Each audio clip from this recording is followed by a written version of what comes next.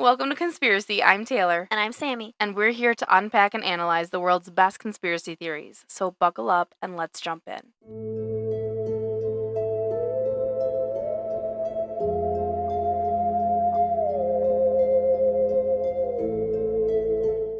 Cause you're ugly. Well, that was caught on recording. I think I'm going to keep that in there and just be like, see how mean my sister is? So welcome back to the podcast, Sam. How you been? Good. Good? Just good? Just good. I was gonna say tired, but I'm really not that tired, so. Last night you passed out. I wanted to do this one last night. You were out. I was just too pooped. The week has been long, and I had a 3-day week with students, so I can't even really complain. Yeah, mine was long. It's been a long week, and it continues to get longer until you hit spring break. Yeah.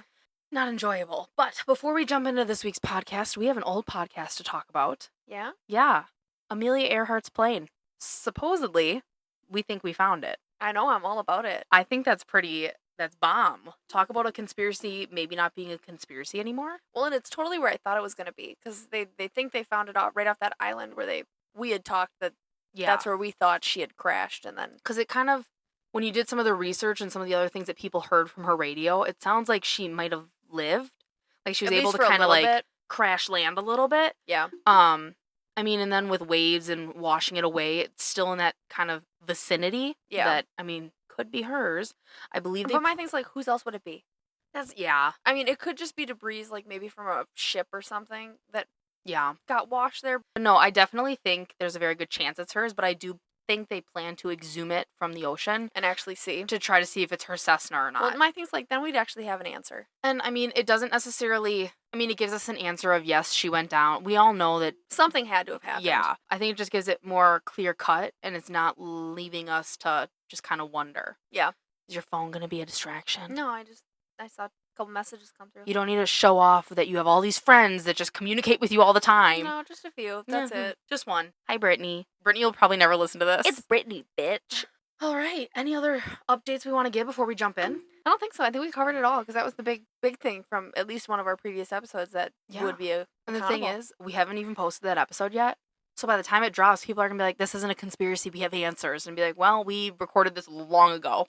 This week, we're going to be diving in to a conspiracy theory that has rocked the Office superfan world. Ooh! I think you already know it. No, I don't, but I love The Office. Who is the Scranton Strangler? It is Toby. Toby Flenderson is the Scranton Strangler. I 100% think so. I'll tell you, in all of my years of watching The Office, I wholeheartedly believe that. And I think even after today, I still believe that. But there are some very convincing arguments. For other people? For other people. Because initially, when I started this podcast, my only goal was to convince you it was him. Started doing research, and I'm like, holy shit. There could be other people. It could be other people. Okay. So we'll jump into that. I'll begin with a very short background, because the bulk of the information is in the theories itself. Okay. So, we first see our Scranton Strangler in Season 6, Episode 18 to be specific. And I tried to pull exact seasons and episodes for everything. That's when we first see him? Well, we actually never see him. But is that like the car chase episode where they're chasing the cars and then Michael goes and scratches up some cement from the road that he drove by? No, I don't think that's the one. Okay.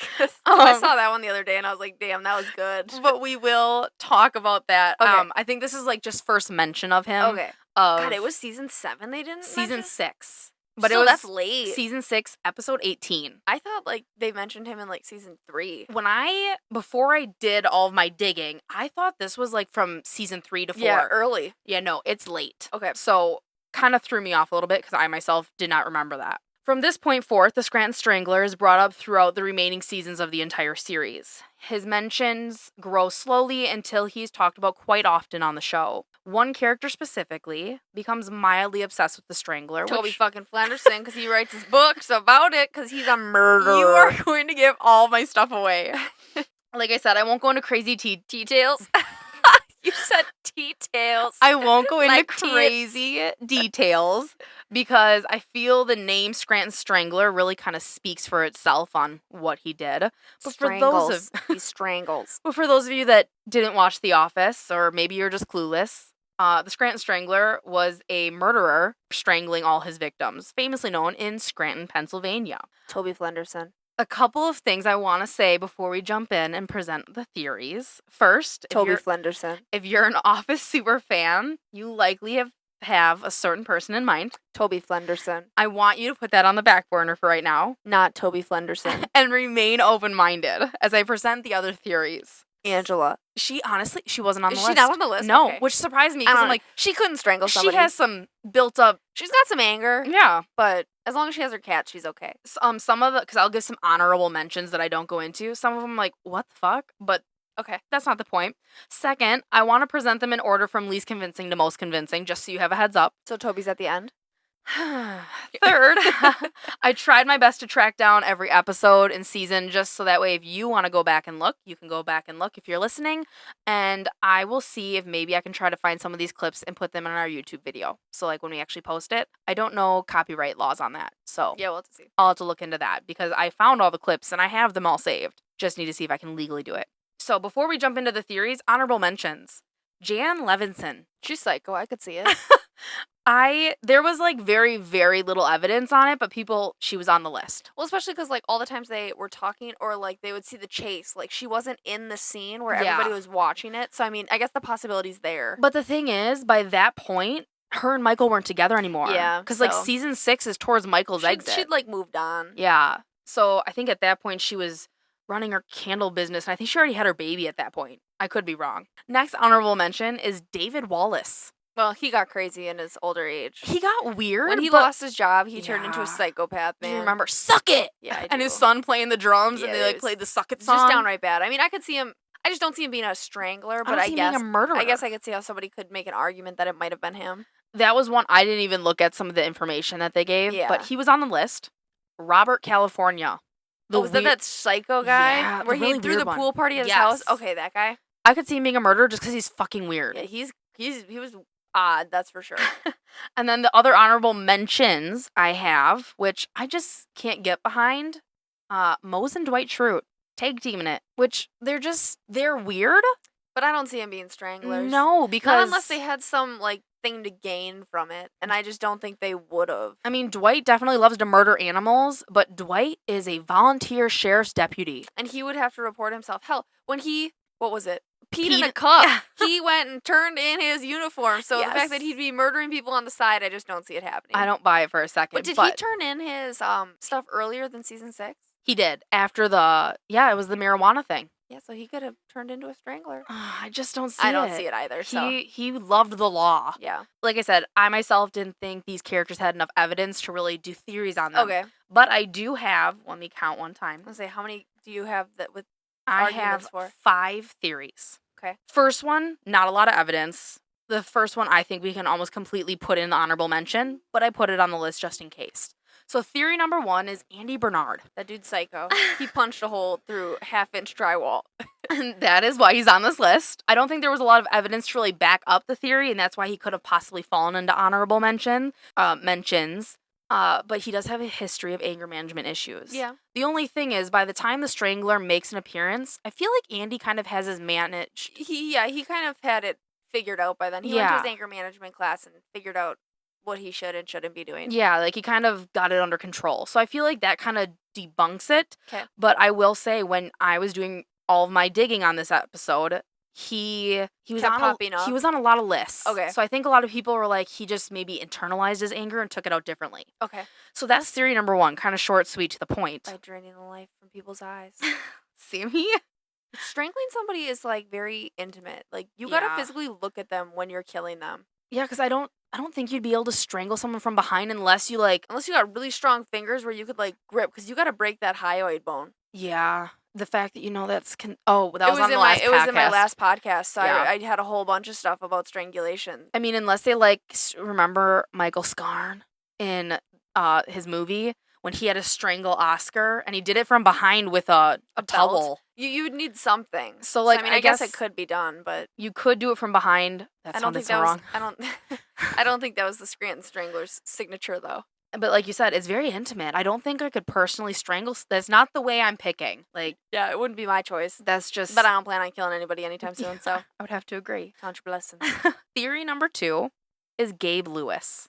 Gabe's such a pushover. I don't see him murdering anybody, but he's got crazy eyes. Yeah, so that That is a very solid argument. That's part of my argument. Is he Crazy does eyes. he stares right through you. Yes, It's like he looks at you and it's like he just might be crazy enough that he could. To me, he gives the total ick vibe, in my opinion. Well, yeah. I don't know how Erin ever got stuck with him because she literally got stuck with him. But then you think of like Erin with Andy. I mean, Andy's not much of a better choice.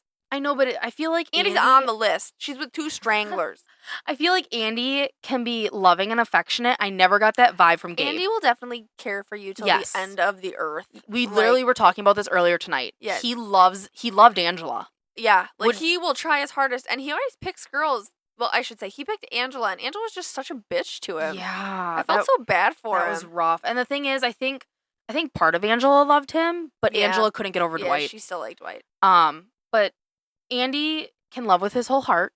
He's just crazy in love. Like, not the person really, I'd pick. He loves with all his heart. He's very deeply in love when he's in love. And if you cheat on him, I would be afraid he would kill you. Yeah, so maybe he is. Maybe he's killing ex-lovers. Do we know who actually died from the Scranton Strangler? Do we have? I didn't find anything on that. Okay. I mean, the death toll was high because we were. I know they had a lot of episodes where he got brought up. So. Yeah, so I know the death toll's high, but I don't think we ever found out the actual victims. Okay.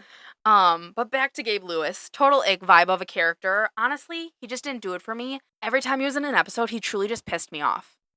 But some of the evidence kind of stacks up against him. So the stranglings did not start happening until Gabe Lewis appeared in Scranton, Pennsylvania. So they start around his arrival. Okay.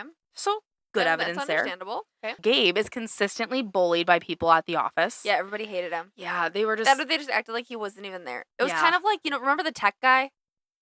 That guy. That he was in New Girl, and then they ended up finding out that they were cousins and they had sex in a cave. It's like the tech guy. He was there and literally nobody knew his name until like the day he was leaving. Yeah, and he's like, I got a new job. And we're like, okay, bye. Yeah, like that's the vibe he gives me. Like everybody's like, oh, Gabe. Like the only reason I think people remember Gabe is because one, he was a pushover. And he dated that chick. And he dated Erin. So, like I said, consistently bullied by people at the office when he did make his appearances just because he did dumb shit that made people mad. Yeah.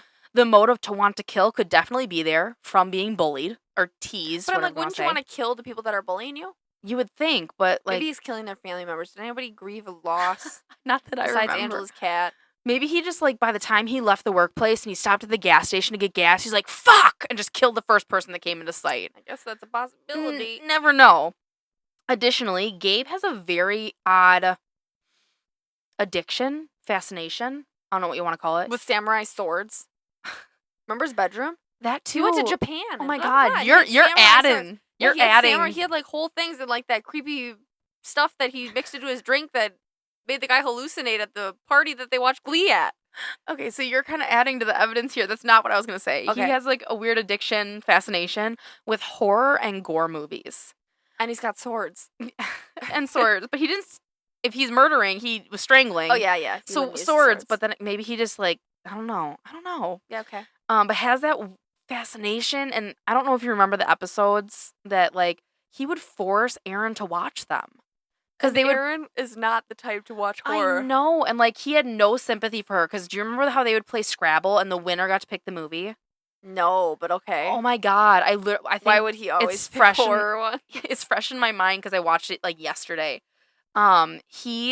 They would play, and mind you, he won time after time, and he would make her watch these horrible murder movies. And she have nightmares. She's like, I remember the interview after he was like, and if I win this round, we're watching, and he explained the movie, and it sounded just fucking dreadful. And then it cuts to Erin in an interview, and she goes, I really like the movies when they first start because it's a happy family. It is. But she goes, then it goes so terribly wrong. And I just feel really bad for Erin because, mind you, she goes, if I win, we're going to watch Wall-E. And I'm like, oh, she's so innocent. But he has a weird fascination with those, and he even made his own horror and gore movie. I want to say it was played at some point, and it was just kind of disturbing. Okay. But like I said, makes Erin watch these obscene movies. One final piece of evidence, and this is kind of the end of Gabe here, is in season 7, episode 8, Viewing Party. This is when the Scranton Strangler's driving the car. Yeah. Like what you were talking about. So the car chase is happening. It's being televised, and everyone in the office is surrounding a computer watching it. Is Gabe not there? Gabe arrives late to work. So he shows up as everyone's watching it. Which is kind of weird. I mean, That I don't feel like is super, super big because he showed up and the chase was still happening. However, when he came and saw that everyone was watching it, he visibly got upset. And if you go and watch this part of the episode, it's the cold open, so it happens right away in the episode. He visibly gets very upset looking, and he tries to deter everyone from watching it, trying to draw attention away from the viewing. So kind of weird. Okay. But that's kind of the last bit on Gabe. Okay. We kind of move now into theory 3, which is fucking wild to me. Is it Joe? Who's Joe? No, not Joe. Not Joe. Gabe's boss. No. Theory 3 is Bob Vance of Vance Refrigeration. Oh, what? He'd just have to lock someone in a refrigerator, man. You'd kill a ton. Okay, and I also hate Bob Vance. Vance Refrigeration. I want to talk on that for Every a second. Every single time. He is the trademark. Bob Vance. Vance Refrigeration. I'm going to talk on that in a sec, but I also have / Phyllis Vance, which she comes in at the very end. Do you realize why, and I heard this on another podcast, and I wish I remember who I saw it on TikTok from. Do you realize why he always said, Bob Vance of Vance Refrigeration? Figure just marketing. Because he realized that they're on TV and eventually this was going to be promoted on television and his business would be out there. Okay. So I'm like, it makes sense, but I'm like, the fucking man said it everywhere. You kind of forget that it's like they were on their own TV show, so you kind of forget. I just thought he'd say Bob Vance, Vance Refrigeration. Of like a paper documentary. And mind you, even at their wedding, they married him as Bob Vance of Vance Refrigeration. I'm like, good fucking God, my man, come on. It is widely believed that Bob of Bob Vance Refrigeration is part of the mob. I've heard this theory before. It's a theory that I feel like people in the mob have like face tats. Not necessarily. Al Capone didn't have face tats. I digress on that part, but widely believed, so much so that I could probably do a whole other conspiracy theory on Bob being in the mob. No way. Yeah, there's a lot out there. Okay. I have quite a bit on this part that kind of leads that he maybe could be a murderer, but we'll have to see. It is a known fact that leaders of mobs normally have to have a front to launder money.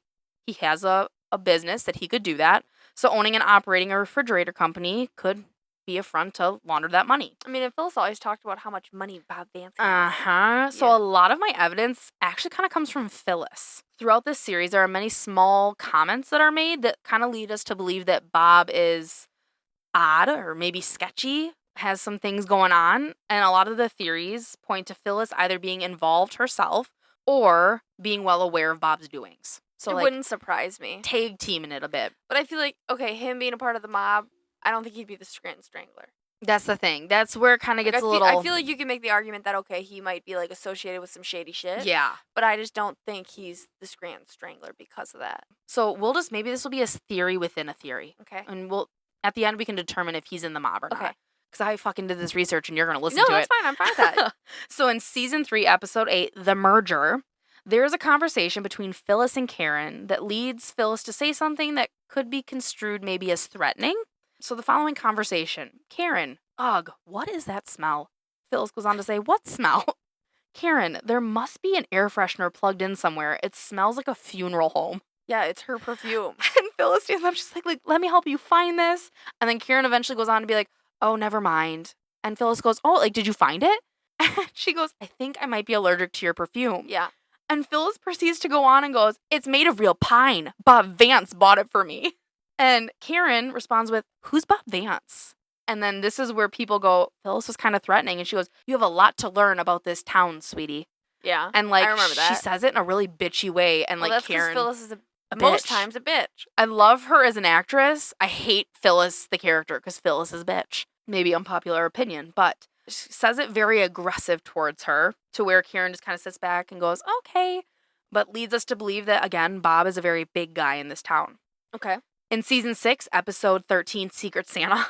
Oh, God, I hated this episode. Is this the one where she gave him potholder mittens and then he's like, I got him a freaking iPod? No, it's not. I hated that episode. That was a bad episode. It was really bad because Michael just kept obsessing over this fucking iPod. Like, yeah, well, you went over the price range, so you only have yourself to blame. And she made nice pot holders, and he totally... We're doing Yankee Swap now. Didn't she only make one? I don't think it was a set. It was one. Still. It wasn't just great, downright mean. But it wasn't kind. I can't even watch that episode because it makes me so angry. Oh, my God. So... Phyllis has promised that she could be Santa Claus for the office Christmas party. I do remember that. Michael, obviously. Yep. Had a huge issue with this. You're a girl. So, towards like the end of the episode, after Michael has just ripped her down over and over, Phyllis goes to Jim and goes, don't make me get Bob involved because, like, you promised me I could do this. Again, threatening Bob. Like, why should everyone be so fucking scared of Bob? Because he's Bob Vance Refrigeration.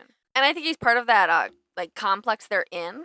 But I'm like, it's Bob Vance. Who cares? I just feel like we're always threatening Bob. Like, well, that's because she can't stand up for herself, so she's got to go get her man involved. Very fair point. We're going to jump back to season 3, episode 15, Phyllis's wedding. Ugh. Bob is verbally threatening to kill Michael. So Michael is shaking hands with Bob after the ceremony. That's because Michael was being a little asshole. I would have threatened to kill him too. And mind you, Michael kind of makes a joking, like, shaking hands, like, don't you lay a finger on her or I'm going to kill you. And then Bob very aggressively responds with, if you ever lay a finger on Phyllis, I'll kill you. And I'm like, whoa, let's take a step back, but definitely capable of killing. He put the threat out into the world. Well, he just had the mob sick on him. Okay, jumping to season 5, episode 3, Crime Aid. Do you remember that episode? I don't remember. Office is robbed because Michael got laid. Because he left the doors open? Because he left the doors unlocked, that was when Holly Flack was there. Yes, so Bob is seen spending $1,000 on a hug. Could this be him flaunting his mob money? That's just because he really loved Phyllis. And mind you, this could just be a very supportive husband going, I love my wife. Or is this trying to, like, show everyone else, like, I got fucking money, don't mess with me? Well, I wouldn't let Dwight hug Phyllis.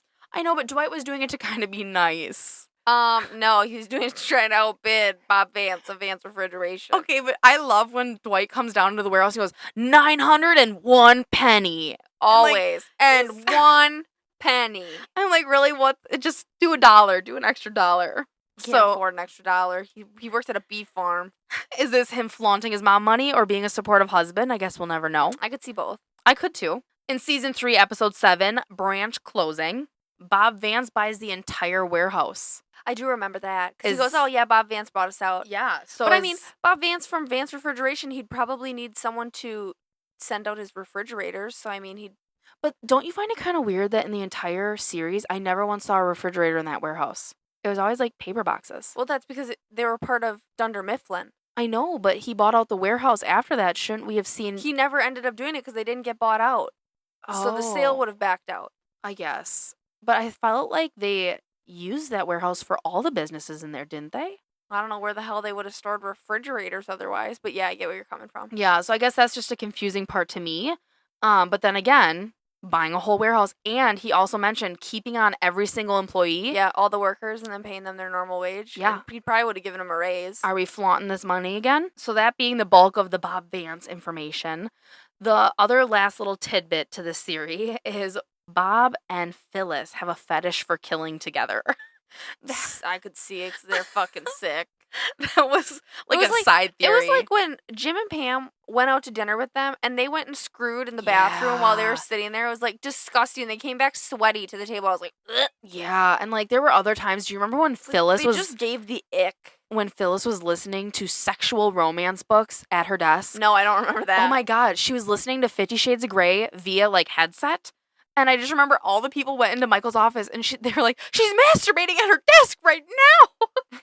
Was she really? She was like, I wouldn't say she was like touching herself, but she was like rocking on her chair. She was getting frisky. She was rocking. I mean, they went and poured cold water on her. Okay. Because she was having too much fun listening to this book. So like kinky, weird, and Phyllis would always make weird comments about like sex. Like, do you remember? Like, she just makes... she would make kind of off-the-hand comments about topics like that, and you'd be like, ew. Like, where's this coming from? You should still be a virgin. So, kind of 2 theories, 3 theories, I don't know. So, the one theory, they kill together for the love of it. The thing that sickens me is that Phyllis and Michael are the same age. They went to high school at the same time. They don't look anywhere near close in age. No. And, like, that's not anything to hit against her. I think the actors in real life, there's a big age gap. So correct. So I mean, they were kind of making a stretch, but still, it's like they don't look like they would have been in high school. Maybe she was a senior and he was a freshman. I don't know, but maybe she was a super senior it because just looks weird. I feel like even in the earlier seasons, she's someone I would have been like grandma, and Michael never. Even now, he's an attractive old guy. He's fucking fine. God damn. Oh my I know. God. Him with a little bit of gray hair. I'm like, shit, you look good. And the facial hair. And, yeah. like, it's salt and peppered. Yep. Oh my God. I know, he's fine. All of them. But then when you look at all of them, Jim was attractive on The Office. He's grown some facial hair. He has a big nose. He has a bigger nose, but I don't think it takes away from his attractiveness. He's kind of like Boy Next Door, kind of attractive. He's just I wouldn't cute look at him and go be like, damn, you were hot on The Office. Whereas now, when he does, what does he do? It's not John Wick, is it? No, it's A Silent Place. No, he has his own like. Jake or Ryan something. Jake Ryan, Jack Ryan.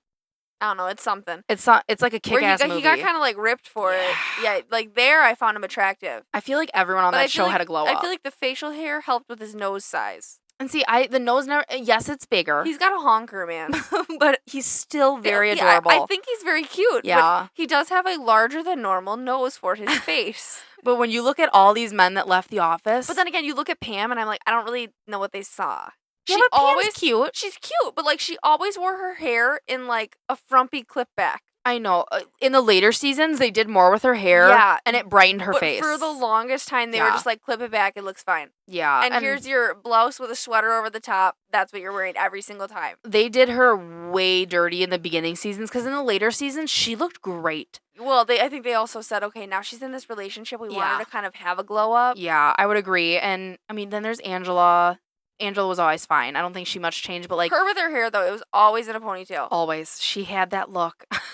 But I feel like the men leave The Office and they get fucking sexy as hell. Yeah. They grow the facial hair, and I'm like, why didn't you have facial hair in the office? You couldn't have a facial hair in The Office. Well, they might have been. But they're fine as hell. I don't remember where we're going off with this. I just came up with the tangent because I was like, I can't believe that they were the same age.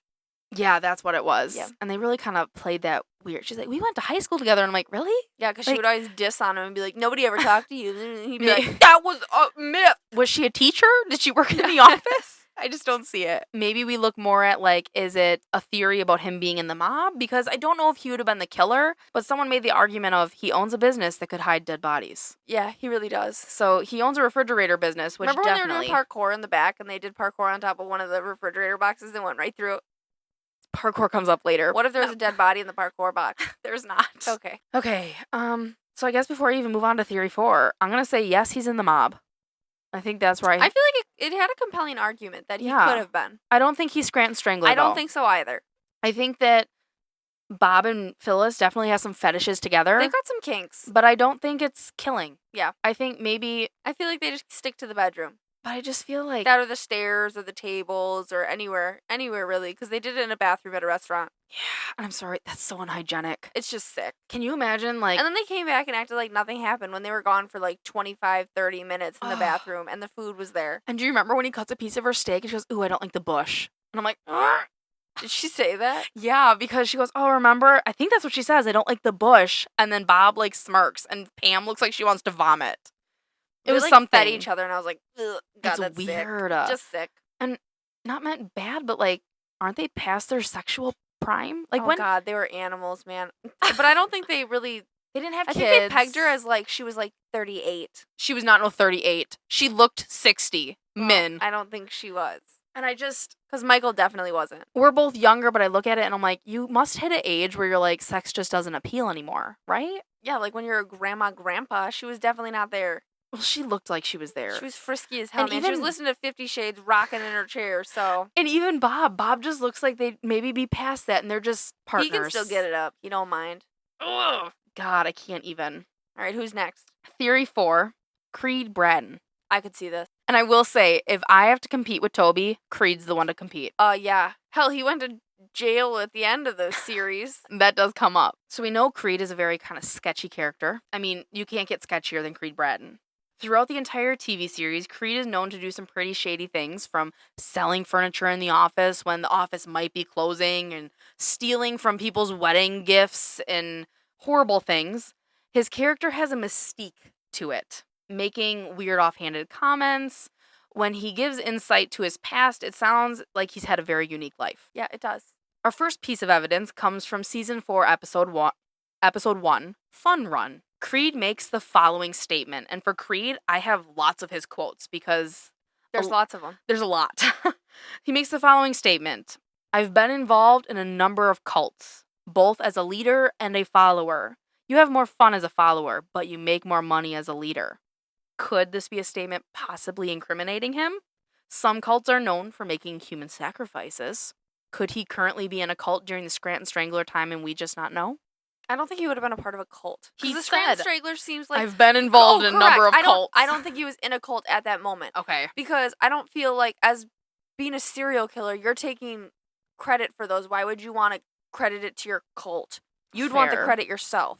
Fair point. So I agree that he's been in some shady shit, but I don't think he's in a cult right now if we're saying if he is the Scranton Strangler. Okay, so first piece of evidence. Second piece comes from season 5. Forgot to write the episode number, but it's called Crime Aid. We already talked about this episode, but Creed makes another statement. Nobody steals from Creed Bratton and gets away with it. The last person to do this disappeared. His name, Creed Bratton. Assuming that Creed... He took over that identity? Creed might have killed someone and took the identity of the person he killed. Maybe. I could see it. Or maybe Creed's just fucking weird. Who knows? Yeah. But that could show us the ability. That he stole from himself? I'm not enough into like the black market world to know how all of that works. Yeah. I know he has other identities because he's talked about them. Yeah.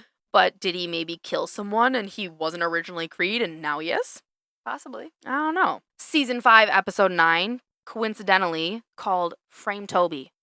That's the one where Michael tries to put pot in his desk and it's like oregano. Yeah. That he bought for like $400 from warehouse people. He goes, just give me, he's like, I'm giving you a deal here. And then, okay. When the cop opens it and he goes, oh, it's just like a spice mix. It's like salad. And Michael goes, oh my God, like he spent so much money. Creed says, we should hang out by the quarry and throw things down there. Many people believe that this quarry was a non-active quarry and he could have thrown the corpses of his victims into the quarry. Could he? I don't know. But as the Scranton Strangler, wouldn't they find the bodies and that's how they knew they were murdered? Maybe up until that point, because this is season 5. Strangler comes in season 6. Did he just get lazy? Okay. So maybe for the longest time. He was killing for a while and now, okay. So like maybe he was just like, God, I'm tired of lugging these big bodies around. Okay. And he was just like, fucking leave them in the house. I don't know. Season 6, episode 10, Murderer. Some of the episode names, they're spot on. They kind of play. The people of the office partake in a murder mystery game. This is a day that Creed happens to arrive late to work, and when he walks in, he goes, "What I miss, boss?" as he walks up to Michael, and Michael goes, "There's been a murder." And he says it in that weird accent that I can't do. And he goes, "And you're the main suspect." And Creed goes, "Hang on one sec, boss." And then all of a sudden it pans to Creed sprinting to his car. Obviously, a little worried that he might have been a murderer. What are we saying here, Creed? If he Creed? was involved in some shady shit, I wouldn't be surprised if in his early life he was murdering. The other thing I want to kind of just throw in that piece as he's running to his car, the car he is running to, we can assume is his, and it's a 1980s Lincoln Town car, and it's white. Okay. We'll keep that in mind for later on down the road. We're going to jump to season 9, episode 5. Here Comes Trouble. Obviously, a name inspired by Andy. It's probably the most incriminating piece of evidence that I have. Creed shows up to work with blood splatter on his shirt and says the following: "It's Halloween. That is really, really good timing." Oh, lovely. So what are we doing that we have blood splatter on our shirt? Like he was making a Halloween costume. And by killing someone. And the thing is, maybe it's a ketchup packet that exploded. I kind of doubt it because it was like on his shirt and his face. Okay. And this is well after like the Scranton Strangler was known? Yeah, he was known. Trial already happened. He's already in prison. Did Creed lay low for a little bit? And now he's like, shit, I can start killing again because the man's behind bars. Okay. Maybe. I don't know. Who actually got convicted? Do we know? Or we do. Never say? His name, it's George something. It comes up in my next part. Okay. The last statement I will make on Creed is that in the final episode of the TV series, Creed is shown getting carted off by the police, being arrested for the following crimes: faking his own death, selling drugs, trafficking endangered species meat, and stealing weapon-grade LSD from the military in the 1960s. That all being said, it could leave us as viewers to believe that Creed is fully capable of the crimes of the Scranton Strangler. Oh yeah, I could see it. Like, he had some very convincing arguments, some of the statements he made, some of the things we just know that he's done. Mm-hmm. He's fucking sketch. Yeah, he definitely has. Of all the people in the office, I could definitely get behind saying, okay, he could potentially have murdered people. And mind strangulation. You, if you just looked at the office in general and you got to meet everyone for 5 minutes and you'd never met them before, He's the most sketchy. My initial guess would be Creed, but then when I watch the whole series and I look at Toby, I feel like Toby could do it. But if I just met Toby on an offhanded chance, I wouldn't go murderer. No. So Creed, yeah, But most murderers, you don't know are murderers. That's the thing. Did you know, statistically, you walk by like 3 or 4 murders in your lifetime? I believe it. I remember seeing that. I feel like it's more. I feel like it could be more. Maybe it is, since I've last seen that fact. But 3 or 4, like, there are a lot of murderers out there. I guarantee you we walk past more. I feel like it probably was on TikTok somewhere, but like statistically, you walk by multiple murderers in your lifetime. Kind of upsetting. Don't like that fact. And now my 5th and final theory. Toby Flenderson. You beat me to the punch.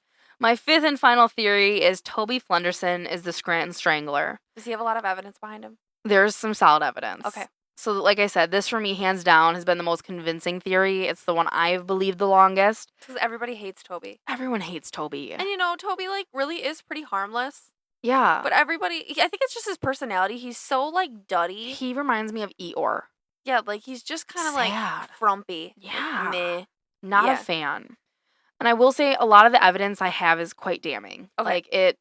And that I'm going to try to stay unbiased as possible, but my opinion's going to get thrown in here. So Toby's character is consistently and constantly beat down throughout the entire TV series. Because everybody hates him. Everyone fucking hates Toby. Because Michael leads the charge. From season 1 to season 9, Toby's character is just hated.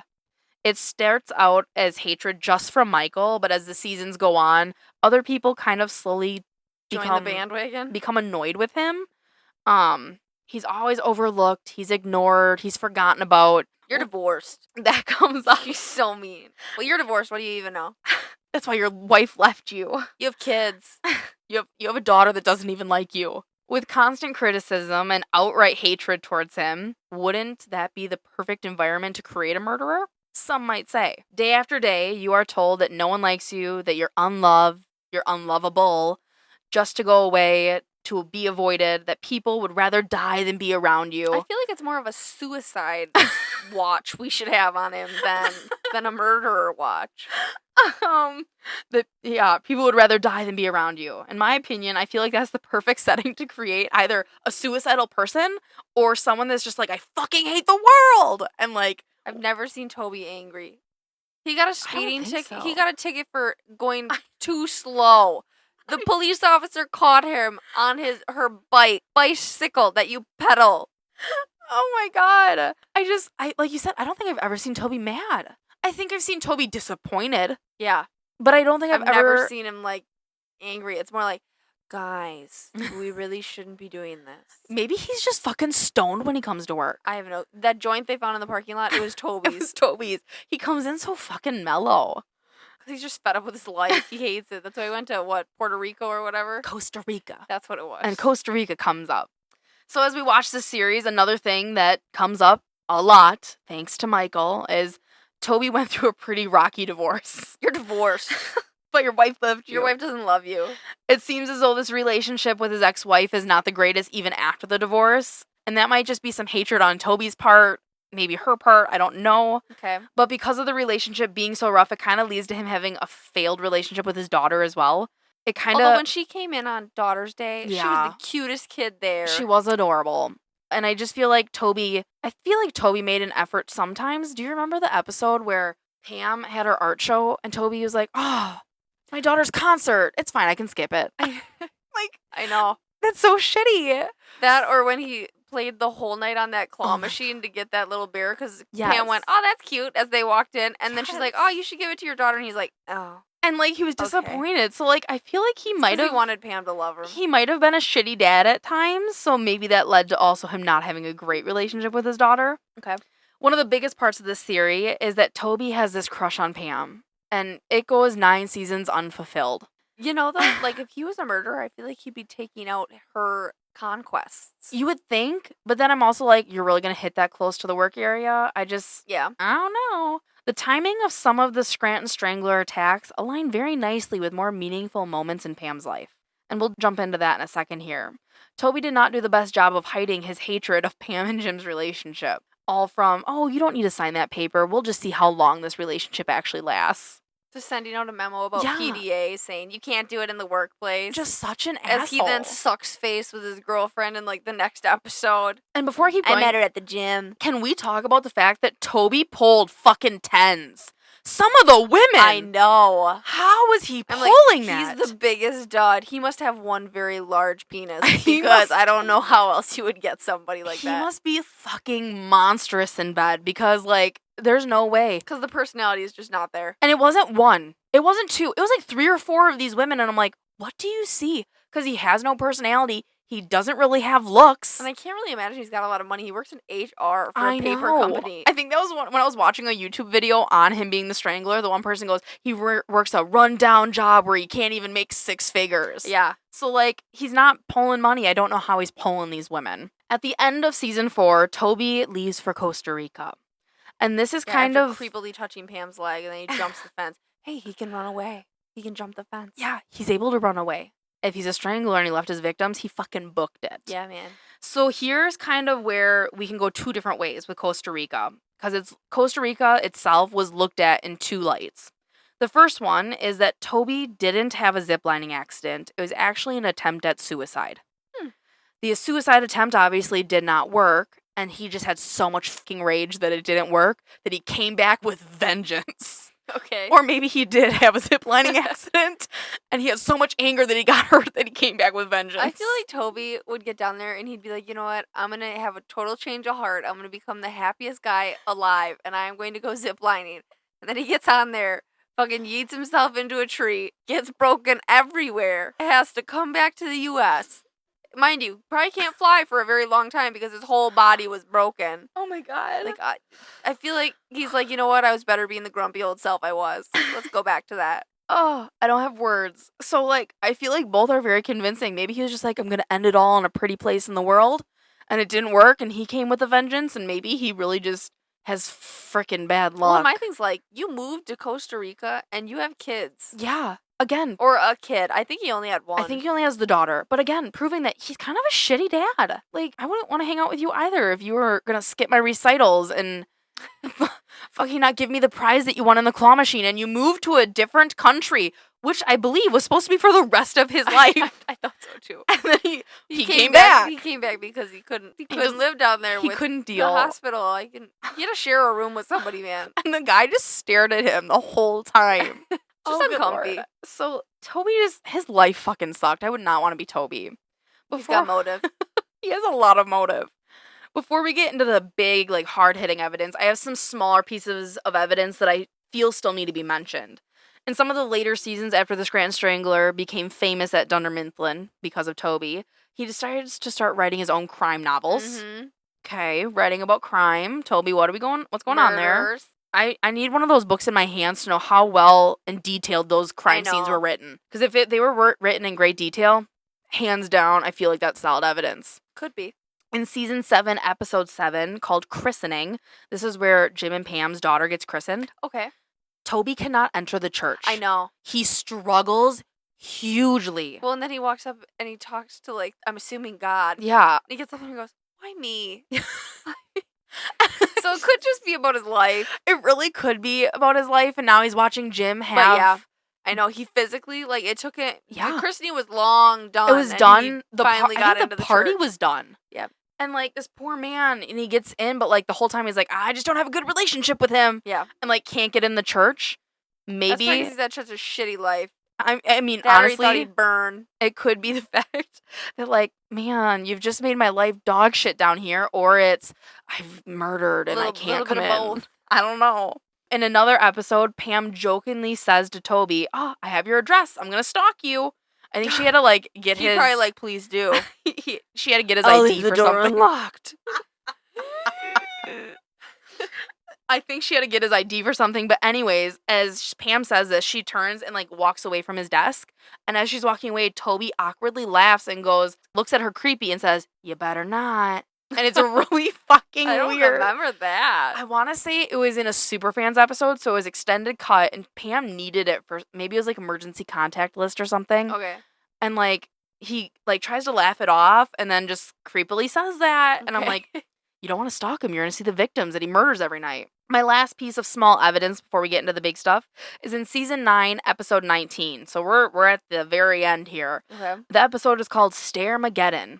Jim comes to Toby to talk about how he and Pam are in marriage counseling. Okay. It's one of the more intimate moments between the two of them because up until this point, I think Jim's been uncomfortable with him because of the weird, creepy leg touching. Yeah. And the clear crush he has on Pam. At this time, one of the interns, I think it was Plop, walked in and Toby screams at him and tells him to get out because he's having this intimate moment with Jim and you better not fucking ruin it.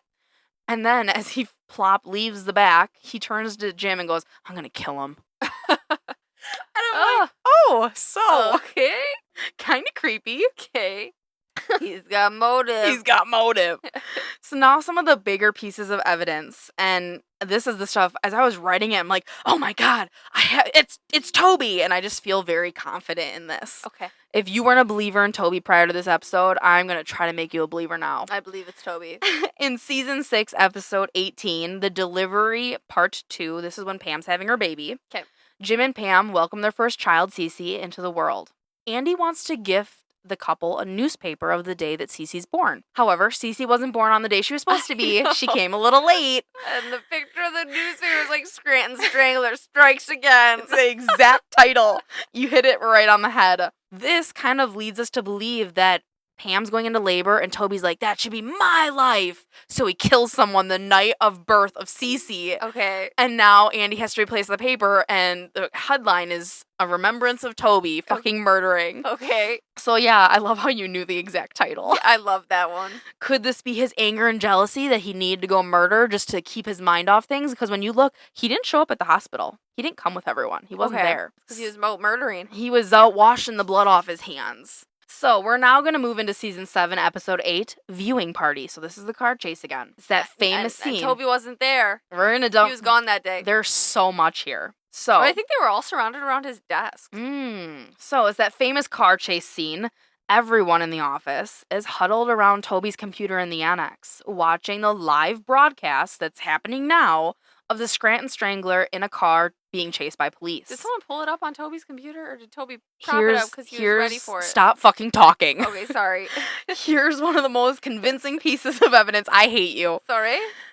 So, the one thing is, we're kind of like left to believe, did someone just happen to like pull it up on I was there? going to say, look it up. Or did Toby come in, get the news station up, knowing that he's going to be in this car chase, and he wanted the people to watch it happen live? Could he have pulled it up? I could see it. Because the thing is, Kelly sits in the back. If she hears it on his computer, she's the biggest mouth in the office. She's going to be like, guys, come look. Yeah. So Toby could have done that, set it up because he knew Kelly was going to blab and get him back there. I could see it. Kind of weird to me. Was there ever an excuse for why he wasn't there that No, day? never came up. Okay. Nowhere. So, who is there, you might ask? Gabe, Andy, and Creed are all at the desk when the car chase is happening, which kind of gets them But out. didn't Gabe come in late? Gabe came in late, but he did show up when it was happening. Okay. Kind of maybe excludes them from being the Scranton Strangler because Yeah. they showed up. The one thing that we don't have is Bob Vance, but he didn't work in the office, so he could have very well been upstairs in his own office. Yeah. So we don't know on that one. As we continue to watch this, we can notice, as we watch the monitor, the car that's being chased by police Is the same car. has appeared in the parking lot of Dunder Mifflin. I know. In the parkour episode. Yeah. Andy, Michael, and Dwight are jumping across hoods of cars, and that car is parked right in the parking lot. Now, here's the thing. We've seen in numerous episodes that Toby has drives a Subaru. But could he possibly have a second car that he drives maybe just to kind of hide the identity and just happens to be in the parking lot one day because that's the car he took? I don't know, but it has been in that parking lot. Okay. Exact make and model. I couldn't zoom in enough to look at the license plate because you best bet that I tried. But it has been in that exact parking lot. Another little tidbit of info. During this car chase, the Strangler drives right past Dunder Mifflin. Mm-hmm. Is that like a Showboating coincidence? of like, hey. Is that trying to tie in like a, hey, look at me, I mean, work there? Michael loved it because he went out and got some gravel from the road and put it in a cup so that way he could tell his grandkids about it.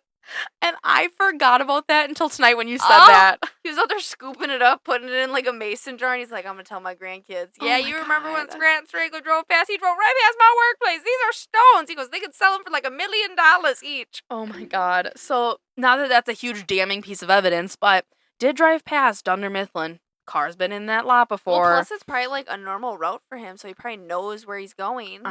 Maybe he's trying to escape the cops. Yeah. Who knows? So, additionally, in this scene, as everyone is watching this broadcast, the phone rings.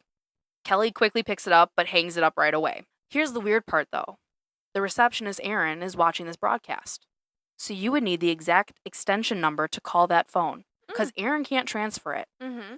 So, not many people are probably going to know. Toby knows his extension. That's it. Toby knows his extension. Is Toby calling to confess via phone to everyone at the office that he's the Scranton Strangler? Maybe. Prompted it on the computer, calling to confess verbally before he's caught? I don't know. As we move on past this car chase, I feel like the car chase is the most damning evidence. The car chase, I think, is the most damning And the evidence. thing is, I know that Toby wasn't convicted, so did Toby maybe jump the car and they ended up catching someone else that they thought was driving the car? I don't know. Yeah. Because that's the thing. I feel like I think Toby was driving that car, but I somehow think he squirmed out of it. Toby drives under the speed limit. Not that day. Not that day. Toby was fucking flying. Yeah. He got pulled over for driving too slow. Maybe that's because he was like, I gotta drive slower, man, or I'm gonna get caught. Because didn't that one? I had to go back and look at that season.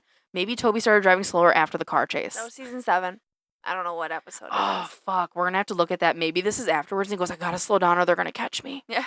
Maybe he actually did get away and they I think they wrongfully accused either way. But, so as we move forward in season 7, we find that someone was detained by police. Obviously, it wasn't Toby, because Toby's still in the office. But coincidentally, don't know by what luck this happens, Toby is summoned to jury duty on the Scranton Strangler case. I know. And he's so excited about it. He's so excited. I mean, like, hinting that he's, like, choking around the neck because he can't verbally say it. Yep. Eventually, after the whole trial takes place, George Howard Skub, what a horrible last name, What a name. is found guilty of being the Scranton Strangler. At first, Toby seems fine with this verdict, but as time passes, Toby starts to talk about how he feels George was wrongfully accused. Could this be Toby having some guilt later on, going, oh, fuck, I did this, and this man is being accused of my crimes? Okay. I don't know. Well, especially with him being in the jury, he might have had some sway. Yeah. Like, was he the spokesperson that stands up at the end and goes, he's guilty, because he didn't want to be charged himself? I don't know. Later on in, like, season 8 to 9, some say that Toby even became obsessed with trying to prove that George was innocent. So much so that in season 9, episode 16, called Moving On, Toby goes to visit the Scranton Strangler in prison. Really? I don't remember that. It's on the anniversary of the trial of when he was found guilty. Upon leaving, we noticed that George Howard Skub attempted to strangle Toby. Could this be because Toby confessed that he was the real killer and George was given the death penalty for strangling? Shit. And he's pissed off that he's now going to be killed when Toby was the real killer? I could see it. I don't know. So, sadly, that's all I have on Toby. Personally, Toby Flenderson is the Scranton Strangler. I rest my case. I feel like you've got enough evidence on Toby. The car chase alone I feel like, is that it? Is what I feel damns him. Like, he prompted it on the versus everybody monitor. else. He's not there. The call. The phone call. Because like you said, he would have needed to know his exact extension. Yeah. How many people would have known that except somebody at like... Family, maybe? Well, not even family. I'm talking like somebody at district or whatever you want to call it. I don't know what it is. Headquarters? Yeah. So, like, the phone call, everyone's at his monitor. He drives past Dunder Mifflin. Yeah. He's parked in the lot before. I feel like that episode itself just fucking, it's nail in the coffin. Yeah. I feel like that's the answer. But for me, Toby Flenderson's Scranton Strangler. Yeah, but I definitely do think Vance Refrigeration is a part of the mob. He's part of the mob. He's got some shady doings. Creed, I think, is just a fucking weirdo. Creed, I think, did some other shady shit, but I don't know if he's the Scranton Strangler. And I feel like he's definitely killed some people, though. I don't know if he has the consistency to murder everyone in the same way. I feel like Creed would mix it up. Yeah. Like, bullet one time, strangulation the next. I don't know how else you kill someone. Suffocation? Isn't that strangling? Poison. I feel like Creed's probably had an interesting life, but I don't know if he's the Strangler. I don't think he's the Strangler. I think he's probably killed somebody when he was in his cult phases. Yeah. Before we kind of wrap it up here, there's one other thing I want to mention, and I can't remember his name, and I feel horrible for it, but the man that plays Toby, Yeah. he talked on a podcast within like the last 2-3 months here. He was a huge writer on the show. Yeah. He claims, he goes, I was never like, when we wrote this script, I am not the Scranton Strangler. Like, he says it for himself. But he Okay. goes, I look at the conspiracy theories, and he goes, I can see it. he's like, I'm the fucking Scranton Strangler. Yeah. He goes, he's like, I feel like in one world I'm the killer, the other world I'm not. Okay. And he definitely explores it, but he says that like when they were writing, they did didn't not make that intentionally.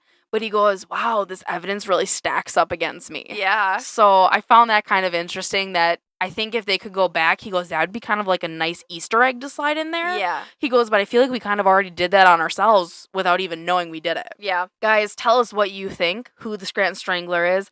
Hopefully by the time we post this, we're more familiar with Posting.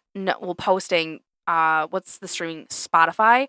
You can do polls on there. Ooh. So hopefully by the time we have this coming out to you, you guys can check out our Spotify, and I will have a poll with all of the different possibilities, and you tell us who you think the Scranton Strangler is. Please remember to subscribe to our podcast and leave a review. Like us on Facebook and Instagram at Conspiracy Podcast 1. And remember to tune in for next week's episode, which will be posted on Wednesday. Thanks, guys. See ya.